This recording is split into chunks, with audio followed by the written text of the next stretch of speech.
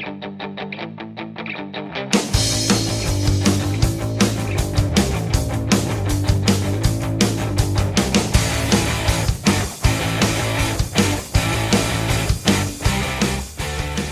listening to the July 1st, 2016 edition of the Surfwatch Cyber Risk Roundup, the weekly podcast that's focused on how the world of cybercrime is impacting business. The Surfwatch Cyber Risk Roundup is brought to you by Surfwatch Labs. Hey everybody out there, I am Jeff Peters, Surfwatch Labs editor, here with Matt Leifus, Surfwatch Labs writer. On this podcast, we're going to talk about the top 5 trending cybercrime events, advisories, and legal actions throughout the past week. So we'll jump right into it as always and throw it over to Matt to get us started. Yeah, coming in at number 1, and this topic was heavily discussed among several news publications. We're going to talk about just a ton of healthcare data that was posted for sale on the dark web. This week, several healthcare databases were put up for sale on the dark web by an actor going by the name The Dark Overlord, along with a hefty price tag for that information. On Monday, after previously posting 3 different databases that contains names, addresses, social security numbers, birth dates, and some medical information of 655 individuals, which was bad enough. 655,000? 655,000, thank you, Jeff. The hacker told the Daily Dot that he was sitting on a, quote, large number of databases. On Tuesday, he followed through on that claim, adding a database of 34,000 records from a New York clinic, as well as a health insurance database with 9.3 million patients, which he said was stolen using a zero-day vulnerability, quote, within the RDP protocol that gave direct access to this sensitive information, end quote. On Wednesday, he again made headlines by naming one of the companies breached, Midwest Orthopedic Clinic in Farmington, Missouri, and said that the owners should have just paid up to prevent this leak from happening. Yeah, there's been a whole lot going on with that and with healthcare in general and everyone talking about that. Our own Adam Meyer, he just put up a blog post on the Surfwatch Labs blog talking about all the different healthcare stuff available on the dark web. This story is kind of unique, though, because, for example, this 9.3 million records database that he's selling for 750 Bitcoin, which is $485,000. That's quite a bit of money. That is obviously a far higher price than you're going to see for like credit cards and stuff.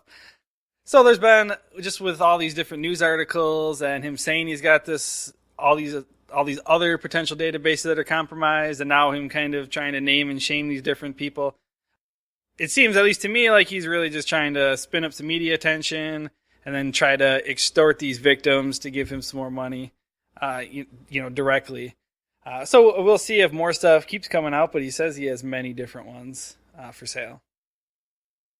And on that blog that Adam wrote, if you want to go to the Surfwatch Labs blog, you can check that out.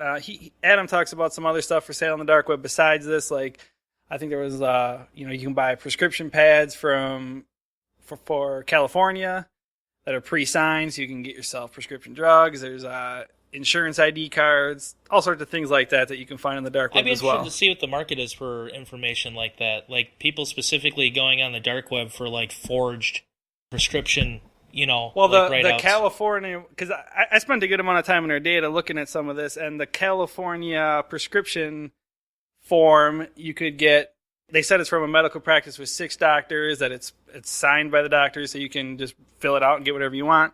And I believe that was $75 for the form, and which includes 3 different prescriptions. And then the guy even said if you're not sure how to fill out prescriptions, he would, for an extra $100, he'd fill it out for you. So wow, that's pretty expensive to jot some stuff down. But yeah, then like insurance cards, there was like a Quebec insurance card. I think was like $700 for one. There was some other ones. I think an Australia one was like $200 or something. Another big story that a lot of people were talking about had to do with NASCAR. Everybody loves NASCAR. Well, I don't know about it. I don't really love NASCAR. A lot of people do, though. NASCAR is pretty popular anyways, though. And there was a ransomware attack. The Circle Sport Levine Family Racing NASCAR team, they suffered this attack, and they were faced with this decision of whether or not to pay the ransomware, which we seem to talk about every week on this podcast. They were hit with the Tesla Crypt ransomware on April 5th. And according to the racing team, they were unable to access the data on this laptop that was infected. And the data was valued at over $2 million. Wow. So I guess you can guess what they did. They decided to pay.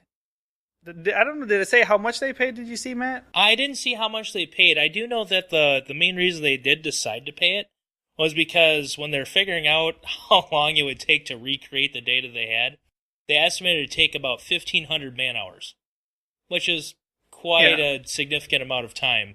So that seems like it's a no-brainer in terms of chancing $500 and the chance you're going to get your money back or your data back. Yeah, it always makes big news. Anytime you have like a professional sports organization or even celebrities, the hack itself, I mean, that's a pretty big deal. Depending on how much they had to pay for the to get their laptop on it decrypted and all of that, it's a big deal. But anytime you're talking about these, like I said, depending on the topic, it gets a lot more news than other places. And I remember specifically do you remember the St. Louis Cardinals were caught hacking into the Houston Astros? Mm-hmm. So it's like anytime you get an event like that, it just blows up. I mean, people are talking about it everywhere. Just recently, too, the Milwaukee Bucks the players had their W-2 information stolen. That got a lot of coverage, especially in Wisconsin here. All right, now moving on to the number 3 trending items. We actually had a couple of different point-of-sale breaches this week. The first one was Hard Rock Hotel and Casino. They put up a notice on their website. They're currently notifying customers of a point-of-sale breach at certain restaurants and retail outlets over a 5-month period. So according to the statement that they released, they said on May 13th, 2016, the investigation identified signs of unauthorized access to the resort's payment card environment. Further investigation revealed the presence of card scraping malware that was designed to target payment card data as the data was routed through the resort's payment card system. And the people that were affected were people who used certain restaurant and retail outlets at the Hard Rock Hotel and Casino in Las Vegas between October 27th, 2015 and March 21st, 2016. I didn't see where they actually said how many actual people that was, but a 5-month period, they're a pretty popular place. You'd assume it could be a pretty good amount. Could be quite a few people, and I believe that's the second time Hard Rock's been hit with a data breach. I thought I read that in a lot of the publications. Yeah, there was a lot of, I believe it was last year, there was quite a few different casinos that were hit. And it was always the same thing. It was, the different restaurant and retail outlets there. And yeah, it's been, I think, a little while since we've seen, a big name casino like this hit again, but here we go. Yeah, and another point-of-sale breach that happened this week, we're going to talk about Noodles & Company. So Noodles & Company, if you don't know, they're an Italian fast food retailer, and they informed their customers this week that their payments card information may have been compromised. On June 2nd, investigators spotted malware on the company's point-of-sale systems, and apparently this malware was installed back in late January. Not all the company's locations are affected. However, a list of 500 stores across several states was released, which, unfortunately for Jeff and I, our city here, I believe, was one of those places. Yeah, now, this statement they put out seems kind of misleading to me because it says they basically on the statement, they didn't say all the stores were impacted. They had a list of different stores that were impacted by state. And someone went through and added them all up and said 500 stores were impacted. Well, if you Google number of Noodles & Company's locations, it says in 2014 there was 410 stores. So unless they really blew up over the last couple of years. Yeah, it seems like, if not all, that at least the majority were impacted. And, I mean, I don't know if it's just intentional, clever wording on their part. I'm not saying they're trying to mislead people, but I just thought it was weird that they're listing 500 stores and they wouldn't say, they didn't just come right out and say, oh, we have 600 stores and this many were, Right. But anyways, yeah, big point of sale news or big point of sale breaches in the news again. Moving on to kind of a minor little hack that got a lot of news just because of what it is. Yeah, it's anytime sports. A sports Twitter account got hacked. The SEC Twitter account, which is the Southeastern Conference. So a hacker was able to compromise this Twitter account of the official Southeastern Conference, the SEC, And they ended up posting some pictures of scantily clad women. Sounds like they weren't really after trying to do much harm, just right. trying to do a little prank or whatever. An SEC spokesperson told ESPN that the hack was identified immediately and all the pictures posted to the account had been removed. And then they, of course, changed the password to keep people out. So once again, passwords. Yeah, right. And whenever I hear stories like that, I just laugh because, I think about, would I have what it takes to hack into an account? Maybe, considering how easily you actually can do it, if you take a look at, like, password reuse. If you just had a few little bits of information, you could do it, but anytime I read something like that and someone went through the trouble to do that, it's like, what was the point, man? In our last target for the week, we're going to talk about SWIFT again, and there was a Ukrainian bank that, unfortunately, through a SWIFT loophole, they were the victim of theft. How much money was stolen in this theft? According to the Ukrainian bank, $10 million was stolen. So it's not yet known what bank this was in Ukraine. According to ACLU, the unnamed bank is one of many being attacked in the region using publicly available information and tools. And this is a quote from them. At the current moment, dozens of banks, mostly in Ukraine and Russia, have been compromised, from which has been stolen hundreds of millions of dollars. And again, that was part of a statement that ISAC has said about what's going on here. Yeah, and this was interesting because all the headlines and everyone's just talking about this one bank, but then once you read a little farther in the story, they say it's dozens of banks and hundreds of millions of dollars. Right. It seems like I haven't seen a lot of people talking about that this week, but maybe people are just getting sick of all the different, attacks that are using SWIFT. Right. And that wraps up the top events this week. Moving on to advisories.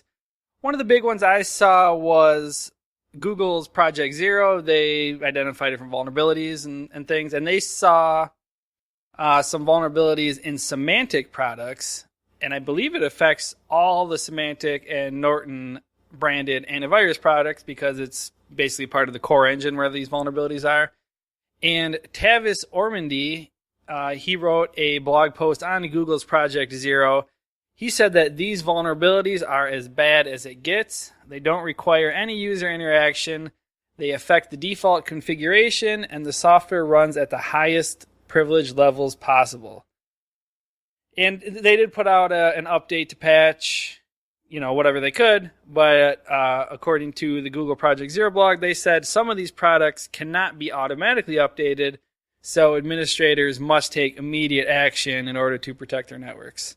So there was a few different vulnerabilities that they found in this, but the main thing is that it really affects like the core engine that the products use. So it impacts all these, and if you want to get the technical details on that, you can go to the Project Zero blog, and I believe Symantec, they put out an update as well about how to mitigate this and all that. Yeah, our next advisory for the week, it seems like, and I think I say this exact thing every single week. Yep. Here is our weekly ransomware update. We got 2 bits of information this week. First, we're going to start off with a new ransomware variant that was discovered called Bart Ransomware, as in Bart Simpson. Since the return of the Necker's botnet, which was talked about quite a bit this week as well, the Locky ransomware variant, a previously discovered and very well-known ransomware, that's also kind of returned. It took like a 3-week hiatus, and no one knew what was going on. However, security researchers have identified a new ransomware variant known as Bart that seems to be distributed from the Necker's botnet as well, just like with Locky. Because the Bart ransomware is delivered through the same botnet as Locky, security experts believe it is developed by the same malware authors. Now, this Bart ransomware is kind of being described as like a little brother to Locky. They have the same delivery method. They have many similarities. There's one key difference. The Bart ransomware variant is capable of working offline, as it works with a server-side component, and Locky cannot work offline. It needs to communicate with a command and control server. So that's the big difference. And we also have this Cerber ransomware campaign. Now, Cerber ransomware was actually discovered back in February of this year, so it's still fairly new. There's a big campaign that's been responsible and spotted for a barrage of attacks And it's targeting several countries, which include the United States, the United Kingdom, and Turkey are kind of taking the bulk of it, though. So since February, when Cerber was initially discovered, the ransomware has received upgrades, with the main upgrades aimed at mitigating detection. Cerber ransomware activity has spiked in April and May of this year. Obviously, June is coming to an end, so some of the the final details in that probably weren't released, but a lot of talk about it this week. Yeah, and like you said, every week they're always talking about ransomware. I believe that's actually one of the legal items coming up we're going to talk about is some more ransomware stuff. But moving on with advisories, just some updates on some banking malware that we saw people talking about this week. Some researchers were talking about an Android banking Trojan known as Marcher that's been active recently.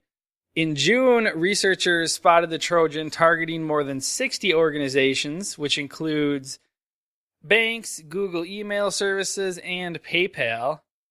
Security researchers from Fish Labs, they said because the malware can be customized for each individual actor, it is possible that other Marcher samples may include different targets and regions. Expanded targeting seems likely in the future based upon this capability. So we're probably going to be seeing more of this Android banking Trojan Marcher in the future. And then another banking Trojan that researchers have been talking about this week is Retefe, I believe is how you say it. It has been spotted recently targeting UK banking customers. And this Trojan uses fake certificates and attempts to trick users into giving up their login credentials as well as other sensitive information.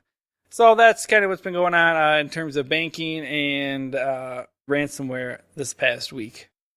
Yeah, next we're going to talk about the IRS. And the IRS, we kind of talked about taxes and everything pretty heavily, probably like within a couple months ago especially.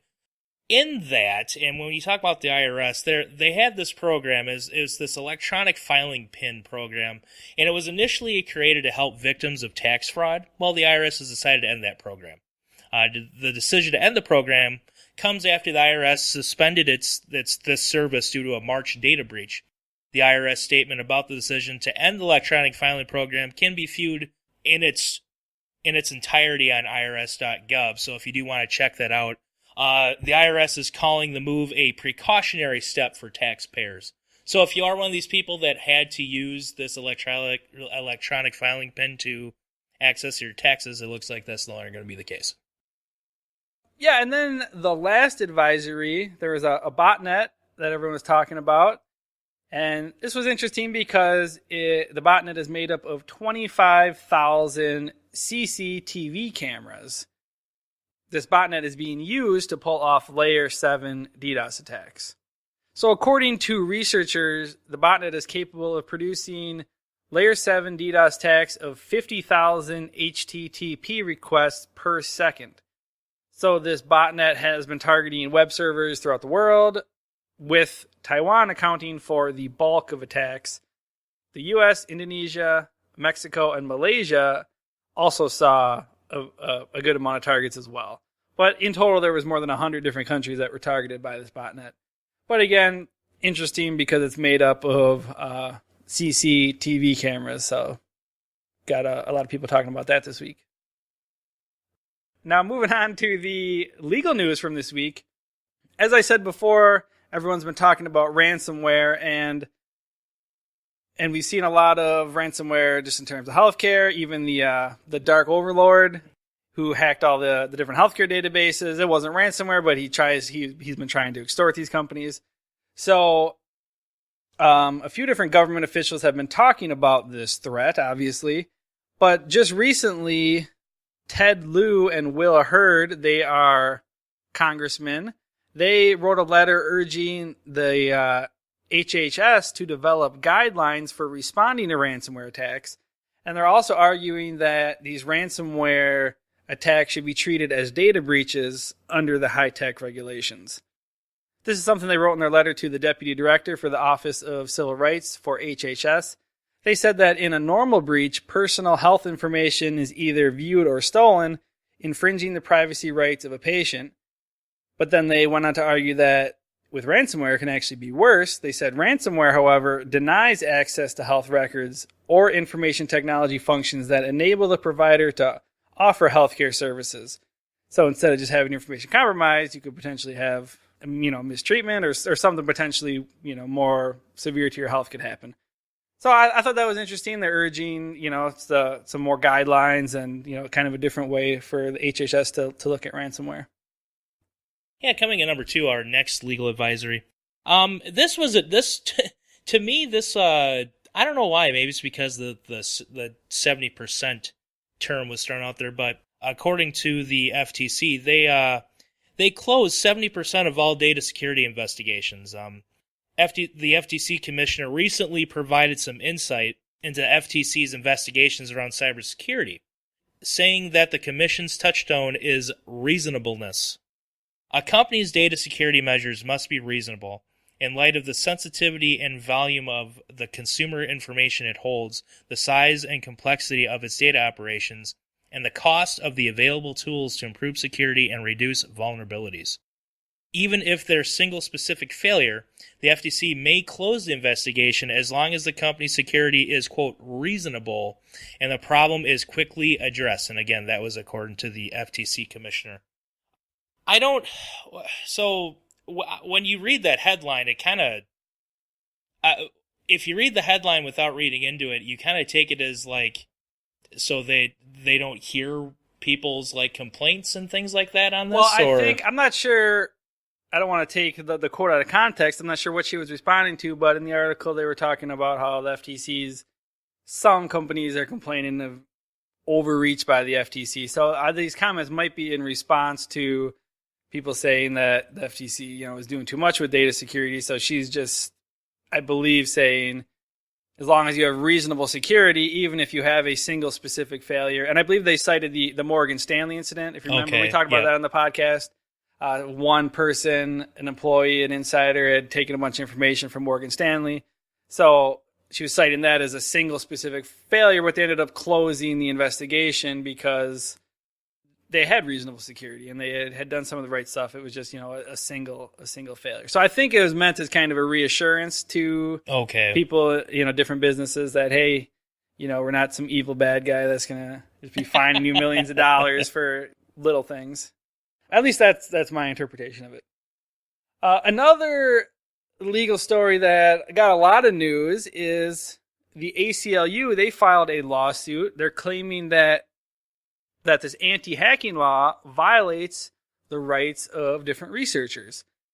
The American Civil Liberties Union has filed a lawsuit on behalf of these researchers, and these researchers fear that they may be charged with computer hacking under the Computer Fraud and Abuse Act as a result of conducting their research. So we've seen this, people talking about, with white hat researchers potentially getting charged with hacking, for doing things like that. This one sounds a little different to me, though. They're basically saying that some of these researchers are looking into, say, like discrimination in housing.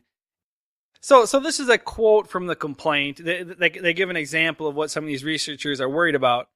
They said, for example, if a website's terms of service provide that access by certain types of speakers, such as researchers, is unauthorized, or that engaging in certain speech, such as false or misleading speech, or disparaging speech about the website, is also unauthorized access, then violations of these private terms of service become crimes because of this law. Essentially, they're saying, because the law basically says if you exceed unauthorized access. So they're saying, they can say, if you post bad things about the company, then we're going to render your access unauthorized.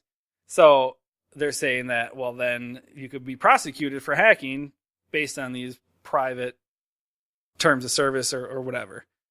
So they filed a lawsuit, and just kind of interesting because it affects researchers and different people doing stuff in the tech space. And, we hear about white hat hackers all the time as well. Well, I think it's a legitimate concern, company gets mad, and they end up going to jail for just doing kind of what their job essentially, and that's a legitimate concern. And I could see it going that way too. I really could. I think that's and they talk. This gets this topic does get covered quite a bit, actually. We do hear from time to time concerns about the law and what I call like legal hacking. Well, it's, I don't know, if that's the other thing. You're hacking into something, so is it legal? Well, now, to look at the flip side of this, we have another legal story. If you remember a while ago, we talked about the FBI basically using this network investigative technique in order to discover people that run this child porn website. Well, Judge Henry Koch Morgan Jr., he has officially ruled now that the FBI does not need a warrant to use its, quote, network investigative technique to help en masse criminals. The judge equated the technique to the act of a police officer peering through broken blinds, which is kind of a common use case for, you don't need a warrant to, look through broken blinds. They're kind of saying this is a computer version of that. What's interesting here is that the judge, he called it a, quote, virtual certainty that computers accessing the internet can and eventually will be hacked due to the pervasiveness of cybercrime. So the judge argued that computer owners can no longer reasonably expect to maintain their privacy online. So that seems kind of, it seems kind of strange to me. And the Electronic Frontier Foundation, they called the implications for the decision staggering.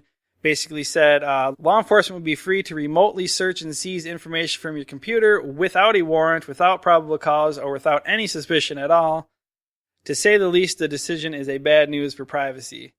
So this is kind of a couple different, it seems like we always have these different lawsuits about different aspects of what you can and can't do online in terms of research or in terms of law enforcement. I think a lot of that is due to there's a lack of definitions about privacy online. Anytime you put anything on the internet,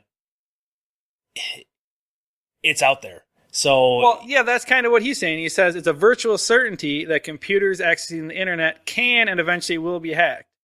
So because of that, you have no right to privacy. I mean, maybe I'm simplifying it and that's taking the quote out of context, but that's what it sounds like to me. I kind of think, look, if you had information that law enforcement was able to get their hands on because of a hack and then use that against you, let's just say that was a scenario. I guess ultimately, the information's out there, so I guess I'd be okay with it in a sense, like in that regard. But I don't know. The internet's just too difficult of a. There's not enough definition around it. Like I said, for what's private, how are you protected when it comes to information online? Lastly, since we're talking about laws and things like that, there are two laws that seem to be passed this week that we're going to discuss. Number one, there's this Rhode Island data breach law, and it's about to go into effect. Rhode Island, just a little backstory, Rhode Island had previously amended its data breach law, and those updates, again, are soon to go into effect. The new changes require that consumers are notified their information was compromised no longer than 45 days after the confirmation of a breach. And any breaches impacting more than 500 state residents must be reported to the Attorney General. Personal information covered under the law includes names along with an encrypted social security number, driver's license or ID number, financial account information, medical or health information, or email addresses and passwords. So I think that's a positive thing. Anytime you kind of say, hey, you need to get this information out there, and here's the time frame, that's a good thing. If you're a company that does business in Rhode Island, you should be aware, I'm sure you probably are, that these changes are going into effect. And then another law, if you're a business that operates at all in China, there is a proposed law that may impact foreign businesses that operate in China or interact with Chinese citizens' data. A draft of a proposed Chinese cybersecurity law is moving closer to a reality, according to The Hill. This law would require companies to, quote, comply with social and business ethics and accept supervision by both government and the public, end quote, as well as require that data collected on Chinese citizens remain stored in the country.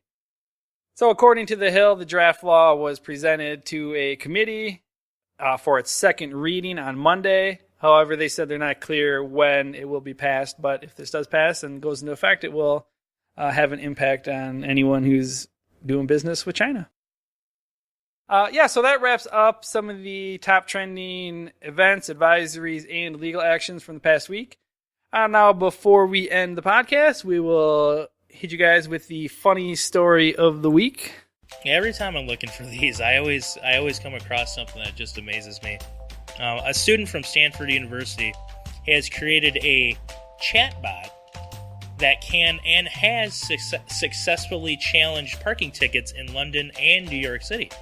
The student behind this chatbot, Joshua Browder of Britain, claims that 160,000 parking tickets have been challenged utilizing his chatbot, and people using it, his services, have a low 60% success rate of having those parking tickets overturned. People interested in this chatbot, which can be found on donotpay.co.uk, all you have to do is fill out a form.